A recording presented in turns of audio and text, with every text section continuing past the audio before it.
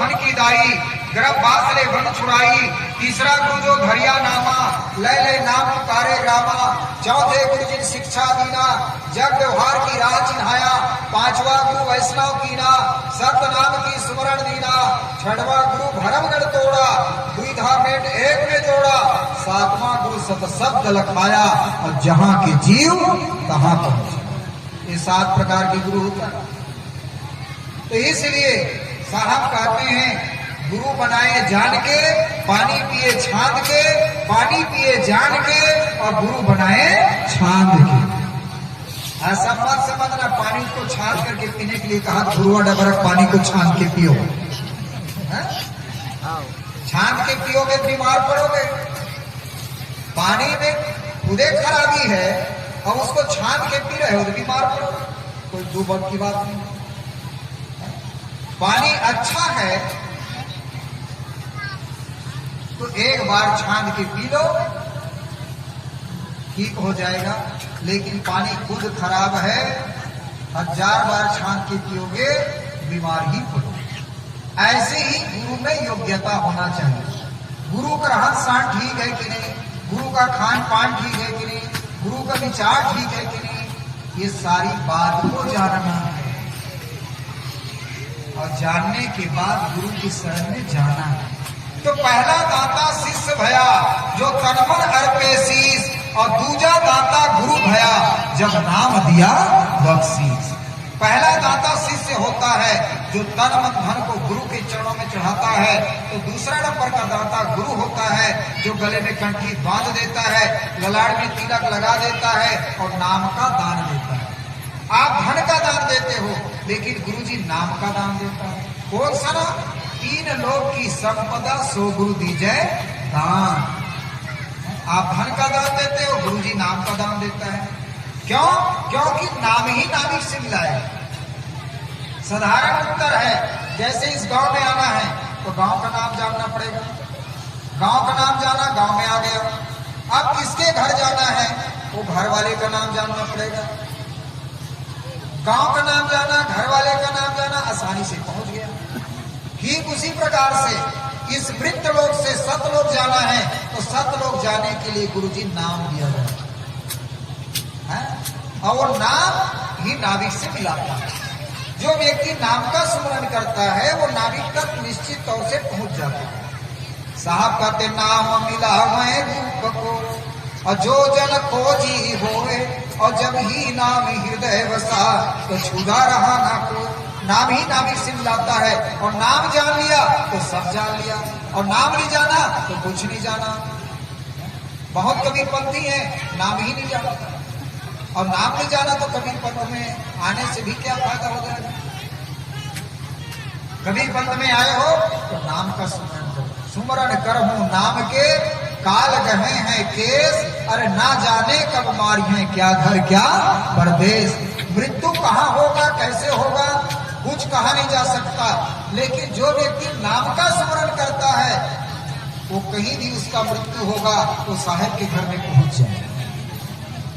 कबीर साहब धर्मदास को बताया, धर्मदास जी मैं तो 5 नाम दे रहा हूं आपको, लेकिन 5 नाम में एक नाम भी मरने के समय आ गया तो मेरे घर में पहुंच जाओगे। 5 नाम 5 है साकी, एक नाम जीवन भर राखी। एके अनेके अनेके सो।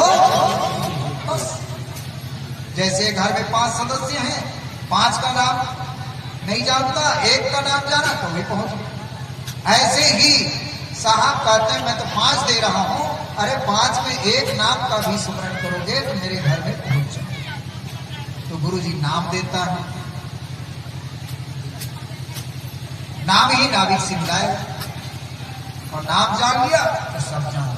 इसलिए साहब कहते हैं श्वास श्वास में नाम ले, वृथा श्वास मत खो, और ना जाने व श्वास में आवागमन ना हो। श्वासा की कर सुमरणी कर अजपा को जाप, और परम तत्व में ध्यान धरो तो सोहम व्यापे। तो नाम का सुमरण हो तो गुरुजी नाम देता है। गुरु पैया लगाओ नाम लखाई दीजिए। तो आपको नाम दिया जाता है क्योंकि नाम से नाभिक तक मिले। आपको नाम दाम भी प्राप्त हो गया, कंठी माला दीक्षा भी हो गया। तो गुरु 7 बात बताता है। सात व्यसन है, और जो सात व्यसन से दूर होगा उन्हीं का जीवन कल्याण सुखमय होगा। दूत्रम चमद्रम पेस्तम च वेश्या पापाधिचर्या प्रदान सेवनम हितानि व्यसनानि घोरति घोर नरक नयन्ति। सात नरक का दरवाजा है, और सात नरक की दरवाजा से बचना चाहते हो तो सात बात पर ध्यान रखना। पहला बात है आहार। आहार शुद्ध हो, सत्शुद्धि सत्शुद्धि ध्रुव स्मृति। आपका आहार शुद्ध होना चाहिए, आपका खान पान शुद्ध होना चाहिए। कभी भी अंडा मांस का सेवन नहीं करना, और जो व्यक्ति अंडा मांस का सेवन करेगा तो मरने के बाद उनको 64 बार गिद्ध योनि प्राप्त होगी। मीन मांस के करे आहारा और 64 गिद्ध योनियों का। जो अंडा मांस खाएगा उसको कोई नहीं बचा सकता। गुरु सीढ़ी से उतरे शब्द विमुखा होए, ताको काल घसेटी है और राख सके ना, उसको कोई नहीं बचा सकता। जो अंडा मांस खाएगा मरने के बाद उनको 64 बार गिद्ध योनि प्राप्त होगा, उसको कोई नहीं बचा सकता। लेकिन आज के हवा में मत बहना, एक लोटा जल तो सब समस्या के हल है। एक लोटा जल चढ़ावे सब समस्या का हल हो, ऐसा होने वाला नहीं है कुछ। तो सबसे पहला आहार, हमारा खान पान शुद्ध हो। अंकुर भके सो मानवा, मांस भके सो स्वाद, और जीव देते काल में सदा नरक। मांसाहारी मानवा प्रत्येक राक्षस जान, इनके संगत करी है होए भक्ति में।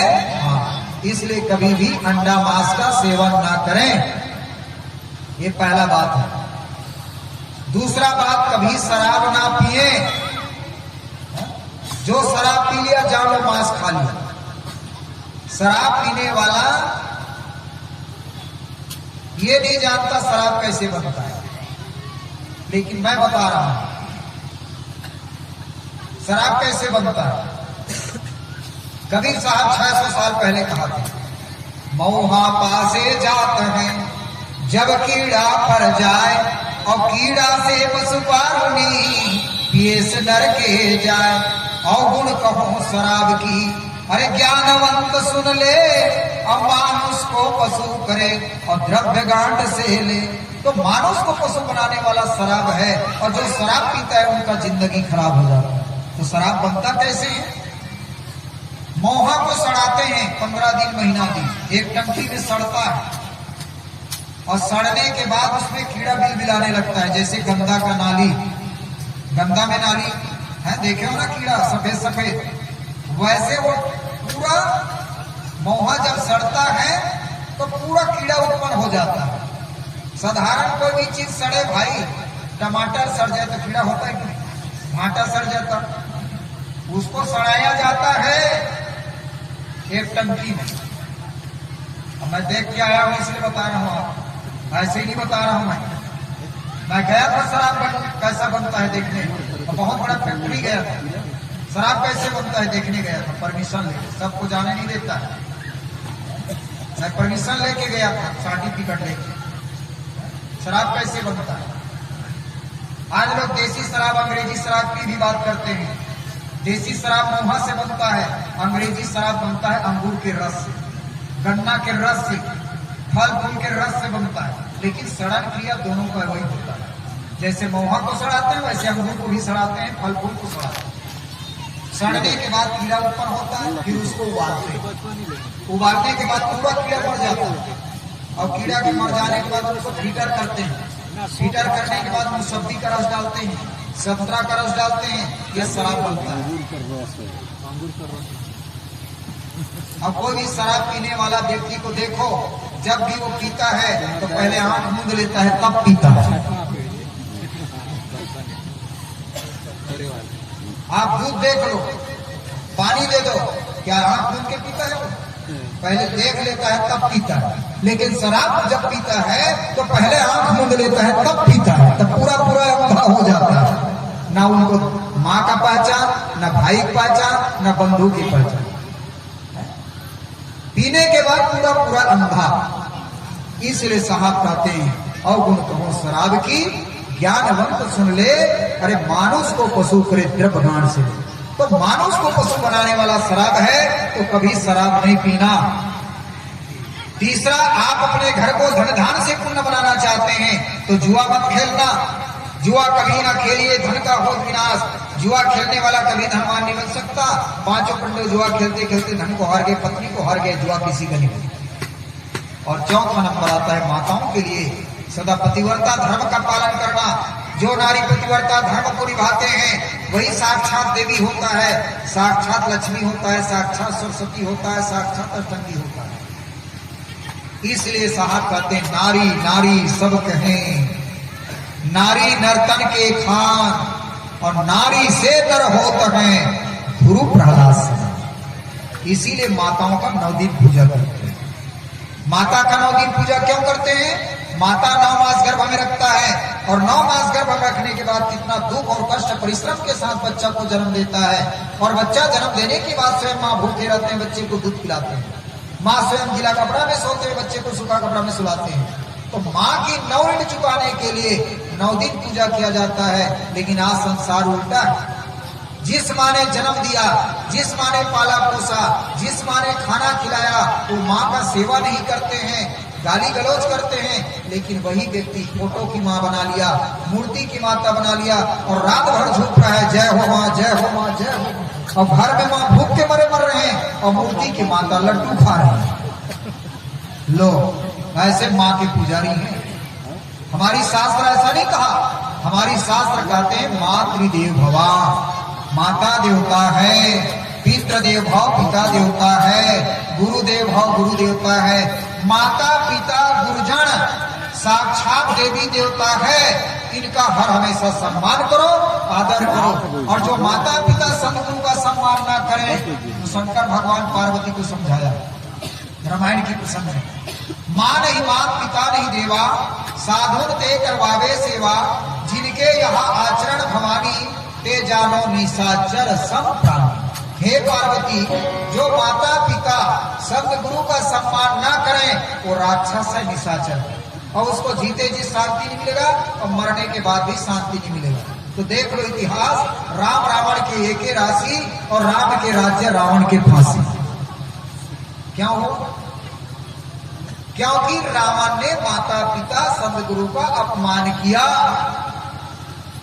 इसलिए उनको फांसी हुआ। और राम ने कभी भी मर्यादा को उल्लंघन नहीं किया। प्रातः काल उठ के रघुनाथा, और माता पिता गुरु नामे माथा। राम ने माता पिता गुरु का वंदना किया, आज विश्व में भगवान के पद को प्राप्त किया। इसलिए माता पिता सबसे बड़ा गुरु होता है। इसलिए अपने जीवन में माता पिता को ना भूलें, खूब सेवा करो। है? जैसे आपका बालापन में आपका सेवा किया है, तो ऐसे ही आप माता पिता का सेवा करें, सदगुरु का सम्मान करें, आदर करें, तो जीते जी स्वर्ग मिलेगा आपको, और मरने के बाद भी स्वर्ग मिलेगा। आज लोग कहते हैं ब्रह्मा ने सृष्टि किया। पता नहीं ब्रह्मा ने सृष्टि किया है कि नहीं किया है, लेकिन तुम्हारे माता पिता ने जरूर तुम्हारा सृष्टि किया है। तुम आंख से देख सकते हो अभी भी। आज लोग कहते हैं विष्णु भगवान पालन करते हैं, पता नहीं वो करते हैं कि नहीं करते हैं, लेकिन तुम आंख से देख सकते हो तुम्हारे माता पिता ने जरूर तुम्हारा पालन पोषण कर रखे हैं। आज लोग कहते हैं शंकर भगवान संहार करते हैं, पता नहीं वो करते हैं कि नहीं करते हैं, लेकिन माता पिता बच्चे के लिए जीवन भर संघर्ष करते हैं। इसीलिए हमारे महापुरुषों ने कहा मातृदेव भवा, माता देवता है, पितृदेव भाव पिता देवता है, गुरुदेव भाव गुरु देवता है। माता पिता गुरुजन साक्षात देवी देवता है।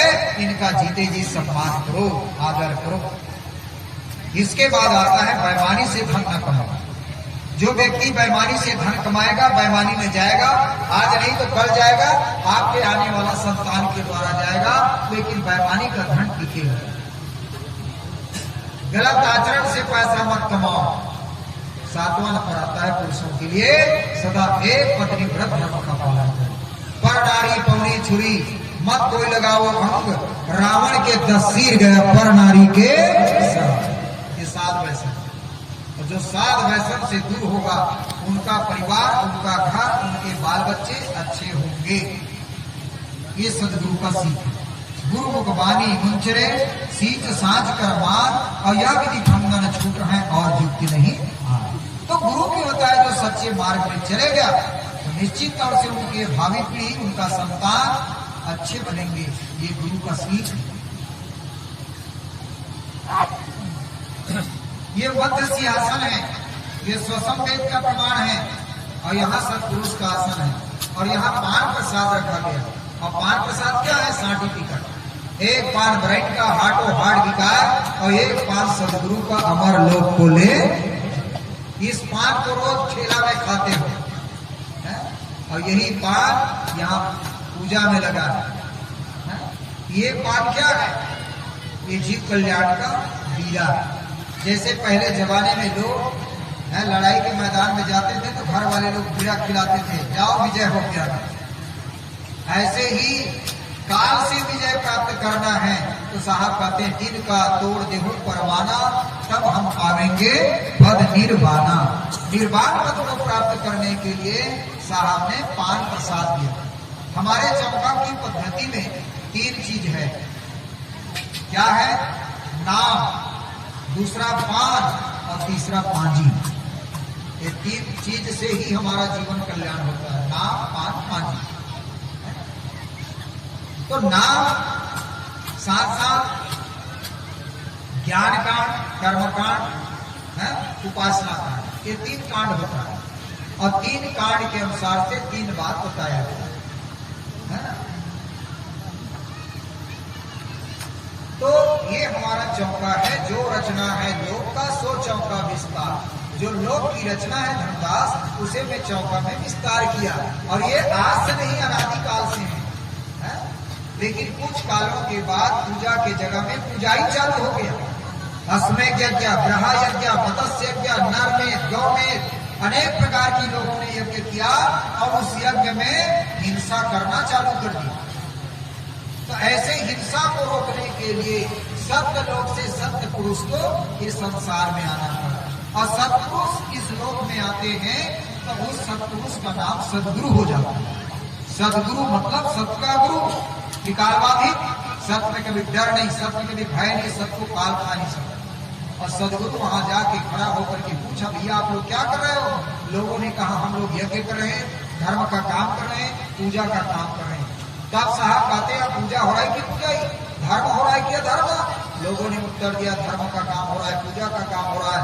तब साहब ने डंके के चोट से कहा, धर्म कर्म जहाँ जीव दत्त है, अकर्म कर मेरे भाई, और जो तेरे को ब्राह्मण कहिए तो वो कहे बसाई।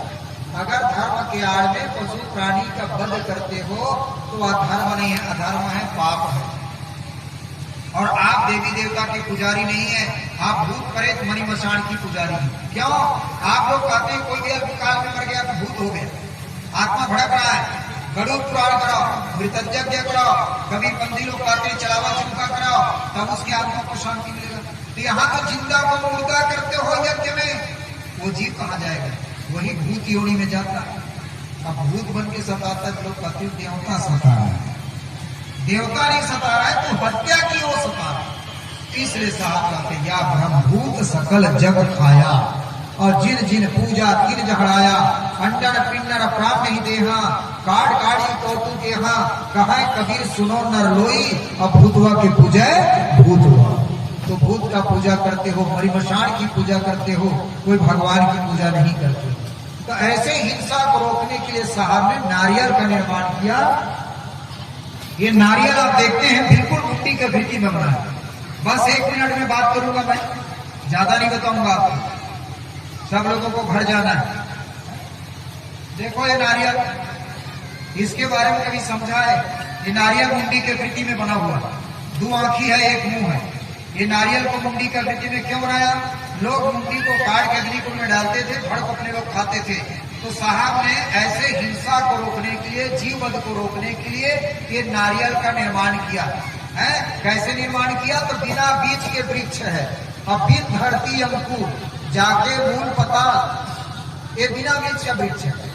जैसे गेहूं है, धान है, बटर है, खेत में बो देते हो, पानी पिला देते हो बीज अंकुर हो जाता है, लेकिन नारियल जब पक जाए इसको खेत में बो के देखो, पानी पिला के देखो, जगता है नारियल?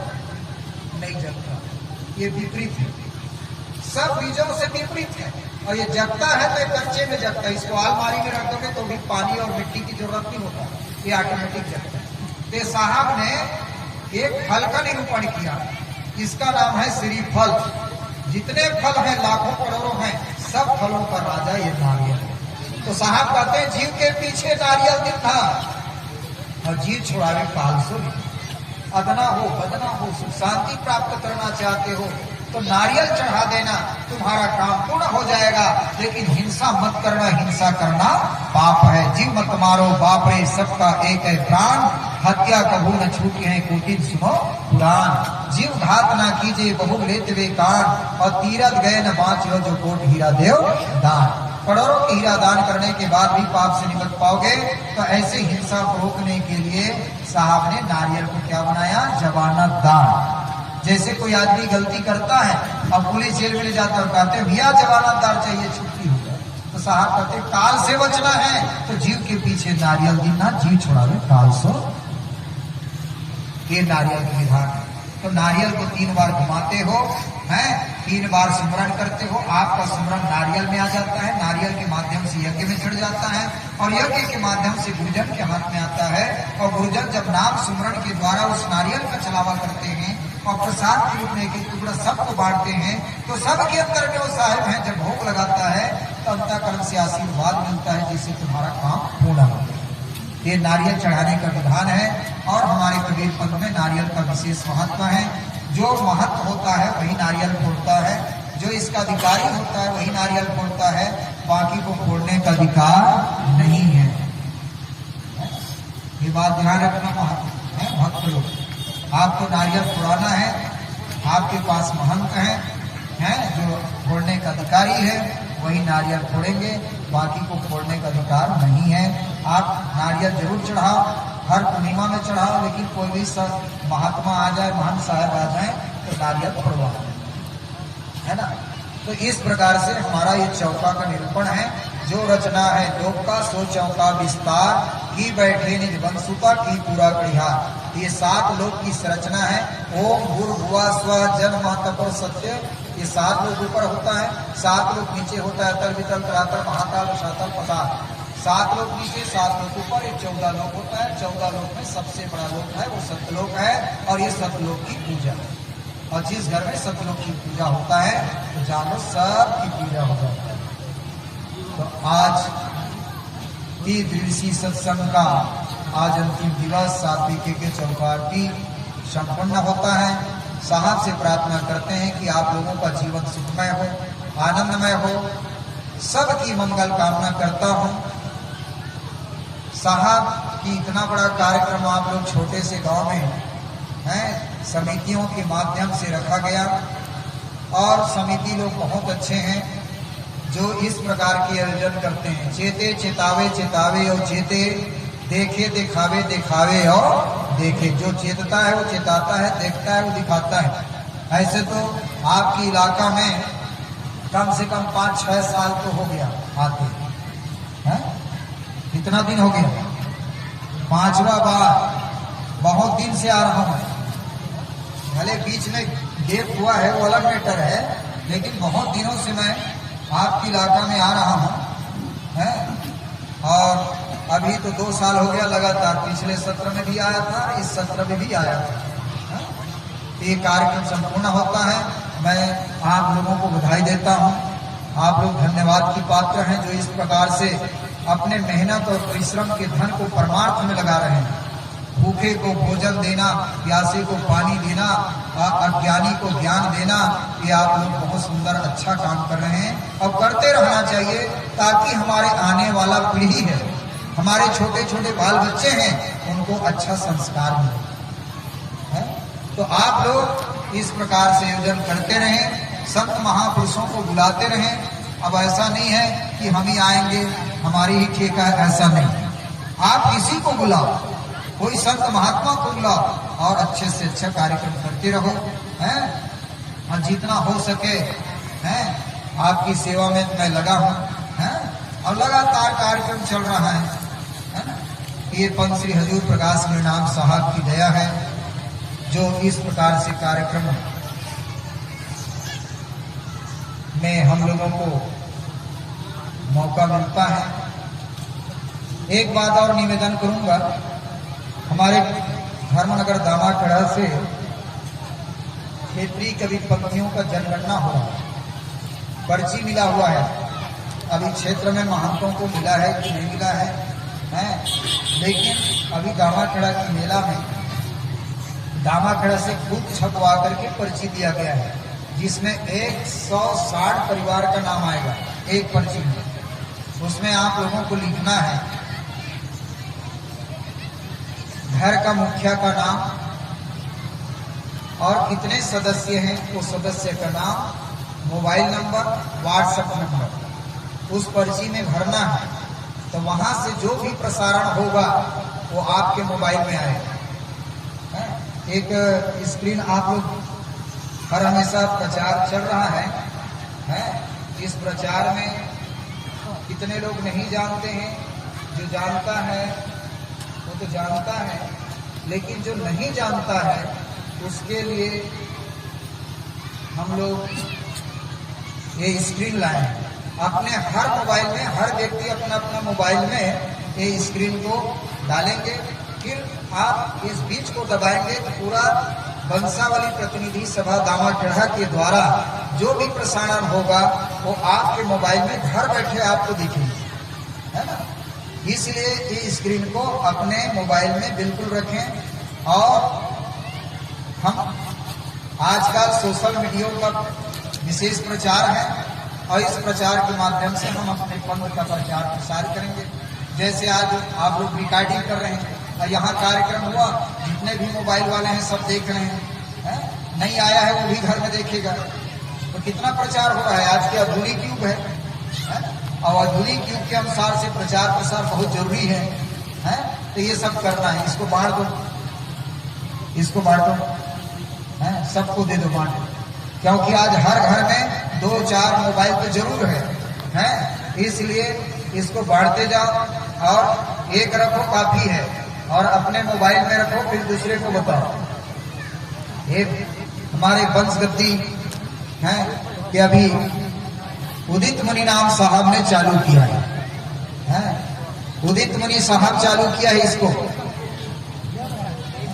ताकि पंथ का प्रचार प्रसार तेजी से हो, तो इसलिए ये सब किया गया है।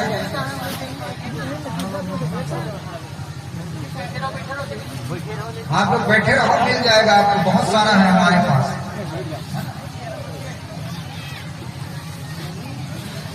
तो इस प्रकार से आज का कार्यक्रम संपन्न होता है। बड़ो सदगुरु कबीर साहब की पावन शरण कमलों में साहेब बंदगी, पंच श्री हजूर प्रकाश परिणाम साहेब के पावन चरण कमलों में साहेब बंदगी, 9 दिन बंसा चारों दिन परिणाम साहेब के पावन चरणों में साहेब, गुरु गोस्वामी डॉक्टर भानु प्रताप साहब की पावन चरण कमलों में साहेब, समस्त माताओं साहब के चरणों में साहेब बंदगी, यज्ञ करने वालों को साहेब बंदगी, नगर वासियों को साहेब बंदगी, सबको मेरे ओर से सब प्रेम साहेब बंदगी। अब कोई भीड़ नहीं लगाएगा प्रसाद के लिए, चढ़ मत बैठना, प्रसाद सबको मिलेगा और मैं 2-3 तरफ से प्रसाद बटवाऊंगा, है ना। लेकिन चढ़ाई मत करना। पान प्रसाद आपको मिलेगा, हम रात भर बांटेंगे, हमारा ठेका है बांटने, लेकिन चढ़ाई मत करना। साहिब बंदगी, साहिब बंदगी।